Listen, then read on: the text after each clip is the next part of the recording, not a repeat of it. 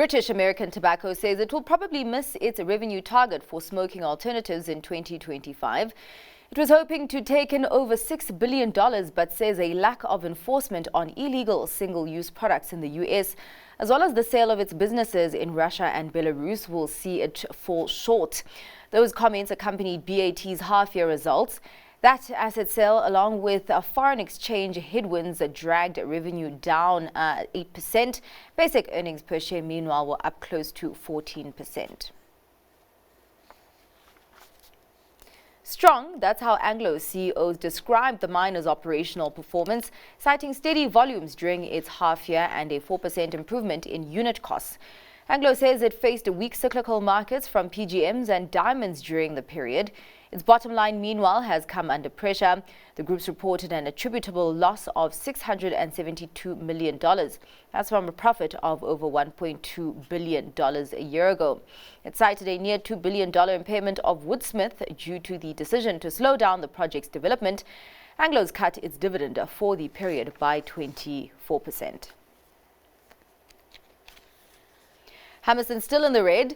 The UK shopping mall owners posted a half-year loss of £517 million. That's from £1 million previously. It cited the impairment of its investment in Value Retail, which is currently on the chopping block. Despite the performance, Hammerson's optimistic. CEO Rita Rose Garnier says the board's confident in future earnings growth following 3 years of intensive turnaround, and the decision to up the dividend by 5% supports that view. Tharisa has accelerated its decarbonisation strategy. It cited a long-term power purchase agreement with Etana Energy. That 15-year deal will provide 44% of Tharisa Mine's electricity energy demand. That's via a wheeled energy from wind and solar farms in the Western Cape and Northern Cape. The wheeled energy will come on stream in 2026. Tharisa says the deal will help it manage its power costs better and ensures that its plan to reduce its carbon footprint by 30% by 2030 is well within reach. Quantum Foods is facing some pressure. The firm says Country Bird has demanded a shareholder meeting, and that's regarding the proposed removal of Chair Wouter Honeycomb and Lead Independent Director Jeffrey Fortune as directors. This follows a similar request from another shareholder, Braemar Trading, earlier this year. Quantum says an announcement will be posted in due course to advise on the date of the meeting. Equites Property Fund is lightening its portfolio. The firm plans to exit the Newlands Group development platform in the UK. The move will occur in a series of steps. Equites says the deal, valued at £10 million, is a significant step in achieving its strategic decision to reduce its capital allocation to developments in the UK. Well, at NUMSA and Gautrain operator Bombela Operating a Company have inked a wage deal bringing NUMSA's 17-day strike to an end. The parties have agreed to a one-year 6.8% deal. NUMSA members downed tools more than 2 weeks ago, seeking a 13% wage hike, which was later revised down to 9%. The industrial action had prompted the involvement of the CCMA.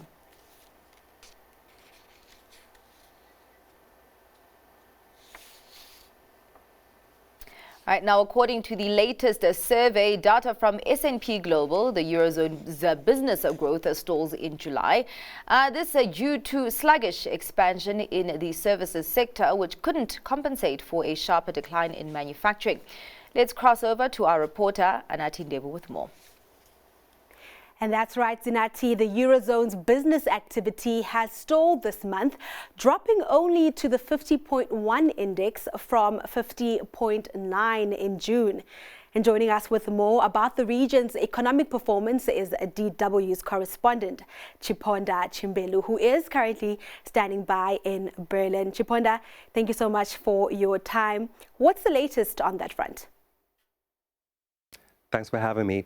Well, activity in the Eurozone's manufacturing and service sectors barely grew this month, and S&P Global's preliminary composite purchasing managers index fell to 50.1. That is below what some analysts had forecast and puts the index barely above the 50 mark, which separates growth from contraction.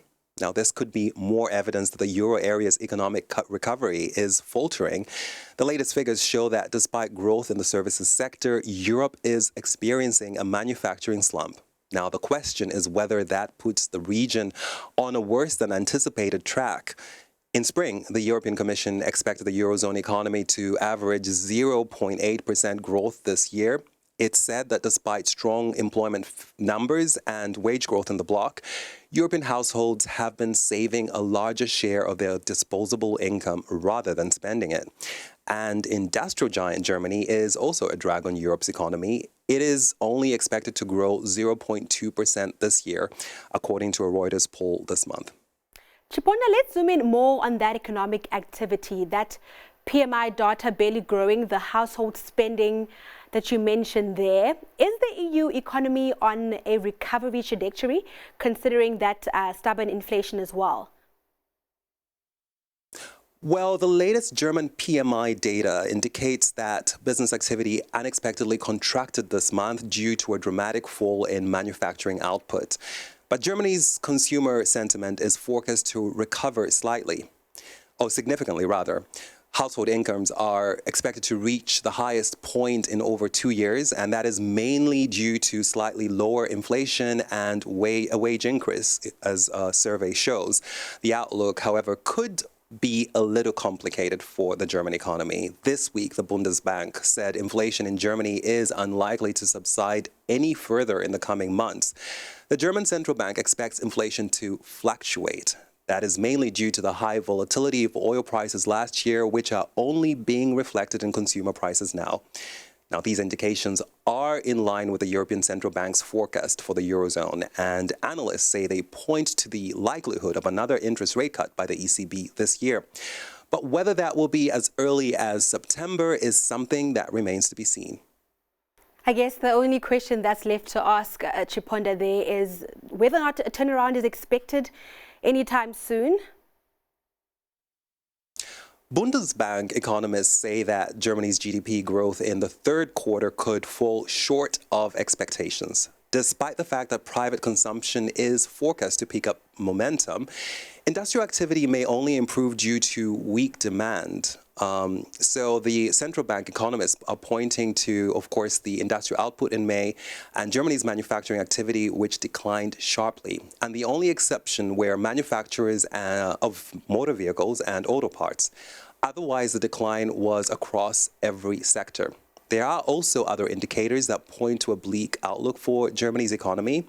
The number of insolvencies reached the highest level in nearly a decade, a study shows from earlier this month, and that there was a jump in bigger companies that became insolvent. That's businesses with a turnover of more than 10 million euros. And construction companies are the worst affected. That, of course, may slow down efforts to fix the country's housing crisis, and that is something that is likely to push the cost of living in Germany higher, leaving, of course, consumers with less spending power. And Chiponda, let's leave it there for now. Thank you so much for that economic update. That was DW's Chiponda Chimbelu.